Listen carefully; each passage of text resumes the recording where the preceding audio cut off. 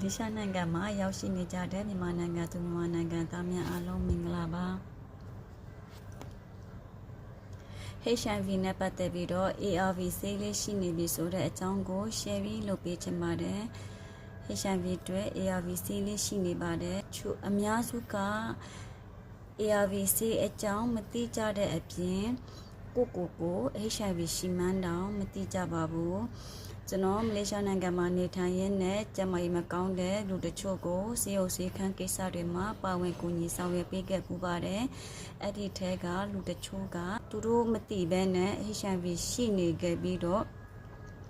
အချိန်တော်မှဆေးရုံဆေးခန်းရောက်တော့မှယောဂပြင်းထန်တော့မှ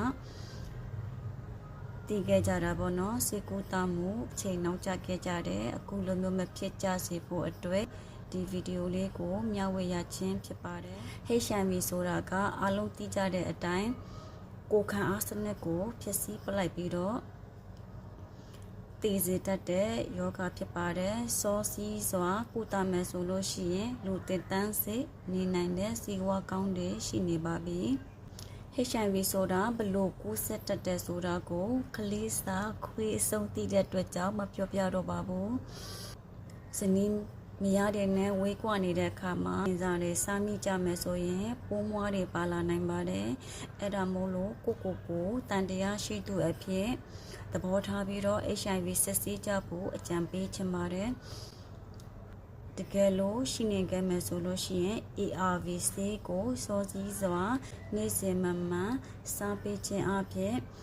ကျမဝါဖြိုးအလားတိုးပြီးတော့လူသက်တန်းစစ်နေနိုင်တဲ့ဘဝတွေကိုပိုင်ဆိုင်နိုင်မှာဖြစ်ပါတယ်နော်မလေးရှားနိုင်ငံ KL area စလန်ကို area မှာနေထိုင်ကြတဲ့သူတွေက UNHCR ရဲ့ပတ်တနာဖြစ်တဲ့ NGO ဆေးခန်းတွေမှာ HIV ပိုးကိုတိတစစ်ဆေးပြီးတော့ဆေးကိုယူနိုင်ပါတယ်တကယ်လို့ကိုကတခြား area တွေမှာဆိုလို့ရှိရင်တော့ဆေးရုံဆေးခန်းတွေမှာဆက်သွယ်ဆေးဆက်ပြီးတော့ဆေးဝါးကူညီယူကြဖို့တိုက်တွန်းပါရစေ ARV ဆေးရဲ့အဓိကလှုပ်ဆောင်ချက်တွေကသူက HIV ပိုးတွေကိုမျိုးပွားခြင်းကိုသူကဟတ်တာပေးတယ် CD4 cells တွေဖြစ်တဲ့သွေးဖြူဦးတွေကိုခန္ဓာကိုယ်အတွင်းမှာပြန်လည်တိုးပွားလာစေတဲ့ AIDS ဖြစ်ပွားမှုကိုနေကွေးစေပါတယ် ARV ဆေးကနေ့စဉ်တောက်တော့မှာဖြစ်ပါတယ်ဆရာဝန်ညွှန်ကြားချက်တိုင်းတောက်ပါမယ်လေးထွက်ဆိုးကျိုးတွေရှိခဲ့မယ်ဆိုလို့ရှိရင်ဆရာဝန်နဲ့ပြန်လည်တိုင်ပင်ဆွေးနွေးရမှာဖြစ်ပါတယ် ARV ဆေးတောက်ခြင်းအပြင်ရရှိမဲ့ကြိုးကျေးဇူးတွေကတော့လူတင်တန်းစစ်နေထိုင်နိုင်ပါတယ်လိတ်တူလိတ်ခွဲပတနာတွေထံကို HIV ပိုးမကူးစက်အောင်ကာကွယ်ပေးပါတယ် HIV ကူးစက်ခံရပြီးအစောပိုင်းလက္ခဏာတွေကအေးမိနာစေလက္ခဏာတွေနဲ့ဆင်တူပါတယ်ဖျားတာနာစေအေးမိတာခေါင်းအုပ်ခေါင်းကိုက်တာဆိုတဲ့ခါကျတော့သူကရိုးဖျားတယ်လို့အထင်ရှိကြတယ်ပေါ့နော်ဒီလိုနဲ့နေထိုင်ရတဲ့နှစ်တွေကြာလာတဲ့အခါမှာတော့သူကယောဂလက္ခဏာတွေကအမြဲတမ်းအားနည်းနေတာပင်ပန်းနွမ်းနယ်နေတာတခါတရံမှာဖျားတတ်တဲ့ညတကောင်ရံချိန်ဒီမှာချွေးထွက်တတ်တဲ့အစာမစားခြင်းဘူးစားလည်းမစားဘူးကိုယ်လေးချိန်တွေကြာဆင်းတဲ့အမြဲတမ်းအိတ်ချင်နေတဲ့ချောင်းဆိုးတာကြာတတ်ပါတယ်စိတ်သက်တွေလည်းကြာတတ်ပါတယ်နော်ဒီလိုလက္ခဏာမျိုးကို